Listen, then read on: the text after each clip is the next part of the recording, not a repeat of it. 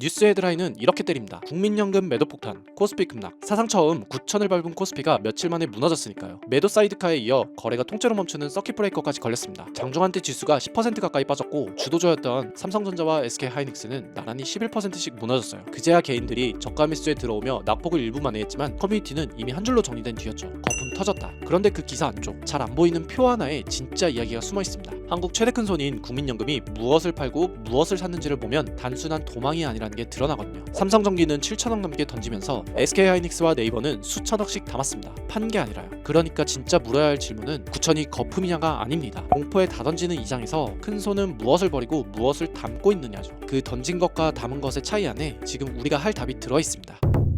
먼저 다들 하는 생각부터요. 9천 찍고 무너졌으니 이제 끝물이다. 상투 잡은 거다. 그럴듯하죠. 근데 무너진 이유를 뜯어보면 얘기가 달라집니다. 이번 급락에서 판 건 외국인과 기관이었어요. 외국인이 4조 원 넘게, 기관이 2조 원 넘게 던졌습니다. 그런데 그 물량을 누가 받았을까요? 개인입니다. 개인이 하루에 6조 원 넘게 사들였어요. 회사가 망해서 빠진 게 아닙니다. 단기간에 너무 빨리, 너무 한쪽으로 쏠렸던 게 풀린 거예요. 한 줄로 정리하면 이렇습니다. 이번 하락은 회사가 나빠졌다는 신호가 아니라 쏠림이 과했다는 신호다. 둘은 완전히 다른 얘기입니다.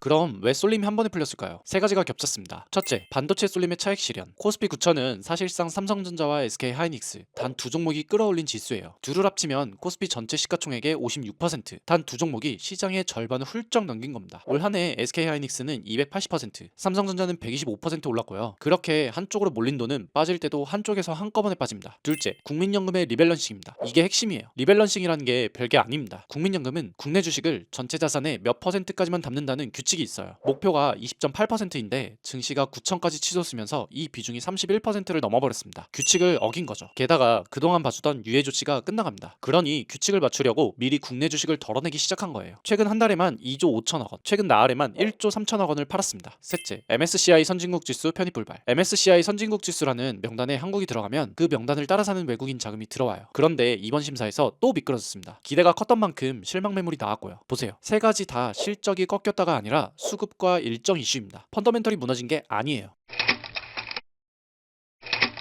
자, 이제 오늘의 핵심입니다. 국민연금이 판다는 뉴스만 보면 큰손이 도망친다로 들리죠? 근데 한 단계 더 들어가 보세요. 국민연금이 무엇을 팔고 무엇을 샀는지를요. 던진 종목부터 가장 많이 판 건 삼성전기로 약 7,770억, 그 다음이 SK스퀘어 4,749억, 미래에셋증권 2,921억, LG이노텍 1,879억, 그리고 포스코홀딩스, 삼성전자 우선주, 이런 종목들이었어요. 반대로 같은 기간에 담은 종목이 있습니다. 네이버를 약 4,598억, 그리고 SK하이닉스를 약 4,318억 원어치 사들였어요. 현대모비스, 삼성생명, 신한지주도 담았고요. 이게 무슨 뜻일까요? 비중을 줄여야 하는 큰 손도 공포의 모든 걸 똑같이 던지지 않는다는 겁니다. 이사 갈 때를 떠올려 보세요. 짐을 줄여야 하면 안 쓰는 가구는 버리고 진짜 중요한 건 끝까지 챙기잖아요. 국민연금이 지금 그걸 하고 있는 거예요. 많이 올라서 비싸진 것, 차익이 난 것은 버리고 앞으로도 끌고 갈 핵심은 담는다. 그러니까 우리가 봐야 할 건 국민연금이 파느냐가 아닙니다. 무엇을 버리고 무엇을 남기느냐예요. 그리고 그 남기는 명단 맨 앞에 SK하이닉스가 있습니다.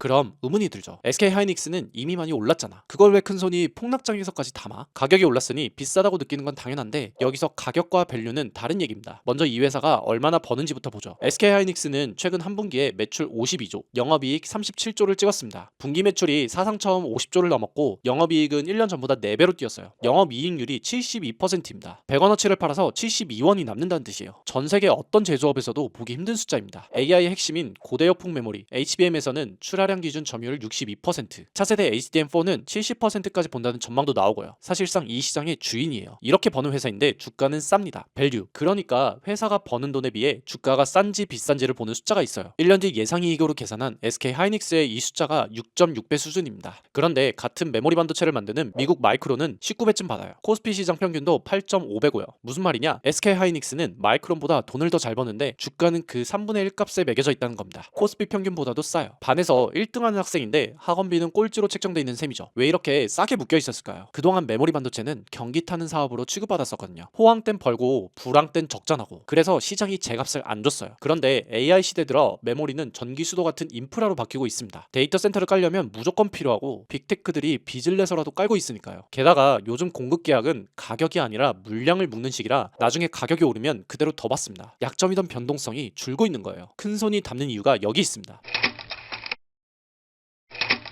여기에 한 방이 더 있습니다. 한국 주식이 싼 이유를 흔히 코리아 디스카운트라고 부르죠. 같은 실력인데 한국에 있다는 이유만으로 값을 깎인다는 거예요. 그런데 SK하이닉스가 이 디스카운트를 누가 풀어주길 기다리지 않고 스스로 깨러갑니다. 미국 증시에 직접 상장하는 거죠. ADR이라고 한국 주식을 담보로 미국에서 거래되게 만드는 증서예요. 같은 실력인데 동네 무대에선 박하게 평가받던 선수가 더 큰 무대로 직접 올라가 제값을 받겠다는 겁니다. 신청은 이미 들어갔고 미국 당국 승인 절차가 막바지예요. 빠르면 여름 안에 데뷔할 수 있다는 일정이 나옵니다. 단 여기서 솔직하게 짚을게요. 미국에 상장한다고 외국인 패시브 자금이 바로 쏟아지는 건 아닙니다. 그 자금이 따라붙는 반도체 지수 편입은 시점이 한참 뒤에요. 그러니 지금 움직이는 건 돈이 아니라 기대입니다. 기대가 먼저 주가에 반영되는 단계라는 걸 분명히 알고 가야 해요. 그래서 지금이 바닥이다, 풀매수하라, 저는 그렇게 말 안 합니다. 담을 이유가 분명한 만큼 조심할 변수도 분명하거든요. 세 가지만 기억하세요. 하나, 7월입니다. 국민연금의 비중 조절은 이제 시작이에요. 규칙대로면 앞으로 최대 60조 원어치까지 국내 주식을 덜어내야 할 수 있습니다. 다행히 한 번에 쏟아내진 않아요. 큰 배가 방향을 틀 때 천천히 돌듯 하루 매도 한도를 줄여 나눠 팔 겁니다. 폭탄은 아니지만 상승 탄력을 누르는 무게추인 건 분명해요. 둘, 빚입니다. 개인이 빌려서 산 돈. 그러니까 신용융자가 38조를 넘어 사상 최대예요. 구천에서 빚으로 막차 탄 사람이 많다는 뜻이죠. 음악이 멈추면 의자 없는 사람이 가장 크게 다칩니다. 빚으로 담는 건 그래서 안 됩니다. 셋, 외국인과 반도체 변동성. 외국인은 올 들어 삼성전자 지분을 52.4%에서 47.6%로, SK하이닉스도 53.8%에서 51.3%로 줄였어요. 사겠다고 줄 서 있다면서도 한쪽으론 차익을 실현하고 있다는 뜻이죠. 너무 빨리 올라온 만큼 월가에서도 고점 경고가 나오고 구조는 좋아도 단기 출렁임은 큽니다. 그럼 조정은 어디까지 올 수 있을까요? 막연히 무서워하지 말고 과거로 가늠해 봅시다. 강세장에서도 고점 대비 10%에서 20% 정도 빠지는 조정은 사실 흔한 일이에요. 위기가 아니라 정상적인 숨고르기죠. 지금 고점이 9,000이니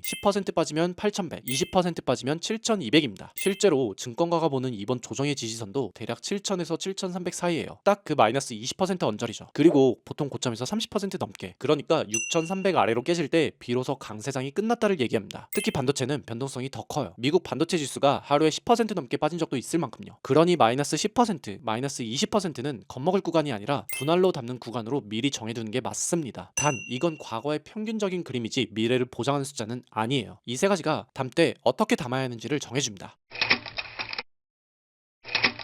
그래서 결론, 담을 거면 이렇게 담습니다. 첫째, 추격하지 마세요. 특히 빚으로는 절대 신용 레버리지로 막자 타는 건 이 장에서 가장 비싸게 사는 길입니다. 둘째, 한 번에 사지 말고 나눠 담으세요. 폭락이 추세가 꺾인 거냐, 단기 과열이 풀린 거냐, 지금 누구도 단정 못합니다. 그러면 답은 분할이에요. 아까 그 조정밴드를 그대로 쓰면 됩니다. 살 돈을 4번으로 쪼개서 고점 대비 10%, 15%, 20% 빠질 때마다 한 번씩 담는 식으로요. 한 번에 다 넣고 더 빠지면 버틸 수가 없어요. 셋째, 견딜 비중 안에서. 변동성 큰 주도주는 절반 토막이 나도 버틸 수 있는 비중까지만 담습니다. 1,000만 원을 넣을 거면 그게 500만 원까지 흔들려도 잠이 오는 크기인지부터 따져보세요. 넷째, 말이 아니라 신호로 확인하세요. 그리고 그 신호에 따라 움직임을 둘로 나눠둡니다. 막연히 지켜본다가 아니라 이렇게요. 시나리오 A, 구조가 확인되는 경우, 미국 상장 승인이 실제로 떨어지고 국민연금의 하루 매도 규모가 눈에 띄게 줄고 외국인이 다시 순매수로 돌아서는 것, 이 세 개 중 둘 이상이 켜지면 바닥 신호로 보고 남겨둔 분할 매수분의 속도를 높입니다. 예를 들어 4번에 나눠 사기로 했다면 남은 2-3번을 앞당겨 담는 거죠. 시나리오 B, 변수가 현실화되는 경우, 상장 승인이 미뤄지거나 무산되고 국민연금 매도가 계속 이어지고 지수가 증권가가 보는 지지선 7,000에서 7,300선마저 깨고 내려가는 것, 이때는 신규 매수를 멈추고 현금을 줍니다. 그리고 빚으로 산 게 있다면 더 사는 게 아니라 그것부터 줄이세요. 여기선 잃지 않은 것이 버는 겁니다. 핵심은 어느 쪽이 와도 미리 정해둔 대로만 움직이는 거예요. 장이 뒤집힐 때 그 자리에서 판단하면 100이면 100, 감정이 이깁니다. 그런데 솔직히 이 던질 것과 담을 것을 종목마다 매번 손으로 따지는 게 제일 귀찮죠. 그래서 저는 펀더멘털 4가지, 매출이 느는지, 영업이익이 느는지, 이익률이 느는지, 그리고 그게 한 분기 반짝이 아니라 꾸준한지, 이 4개가 또박또박 찍히는 회사만 자동으로 걸러주는 대시보드를 만들었습니다. 오늘 SK하이닉스를 큰손이 왜 담는 쪽에 뒀는지도 사실 이 4칸이 다 켜지니까예요. 직접 종목 걸을 때 쓰시라고 블로그와 고정 댓글에 정리해뒀습니다. 정리하겠습니다. 9천을 찍자마자 무너진 이 장에서 큰손은 다 던지지 않았어요. 비싸진 건 버리고 싼 핵심은 담았습니다. 던진 것과 담은 것, 그 차이가 메시지예요. 그리고 이건 저 혼자 하는 얘기가 아닙니다. 월가도 같은 곳을 봐요. 노무라는 SK하이닉스 올해 영업이익 전망을 99조 원까지 올렸습니다. 시장 전체로는 올해 SK하이닉스가 작년에 5배 가까운 이익을 낼 거라고 보고요. 골드만삭스는 코스피 눈높이를 12,000까지 높였고 배당도 매년 늘 거라고 봤습니다. 물론 반대편도 있어요. 너무 빨리 올랐다며 경계하는 목소리 분명히 있습니다. 양쪽 다 맞을 수 있어요. 그래서 더더욱 한 번의 베팅이 아니라 나눠서 담는 겁니다. 투자의 대가 워렌 버핏이 그랬죠. 남들이 탐욕스러울 때 두려워하고 남들이 두려워할 때 탐욕스러워하라. 지금처럼 다 같이 던지는 장이 사실은 그 두려워할 때에 가깝습니다. 단 그 탐욕은 빚이 아니라 절반 토막이 나도 견딜 수 있는 비중 안에서야 합니다. 빚으로 부리는 탐욕은 버핏도 안 말려줘요. 지수의 숫자가 9,000이든 다시 8,000이든 그게 내 계좌를 지켜주진 않습니다. 결국 지키는 건 던질 것과 담을 것을 구분하는 기준이에요. 그 기준을 자동으로 걸러주는 대시보드는 고정 댓글이 있고요. 오늘 딱 하나만 해보세요. 네이버에서 국민연금 순매수 상위 종목 한번 검색해보는 겁니다. 큰손이 공포 속에서 무엇을 담고 있는지 직접 보면 생각이 좀 달라질 거예요. 지금까지 정필도였습니다.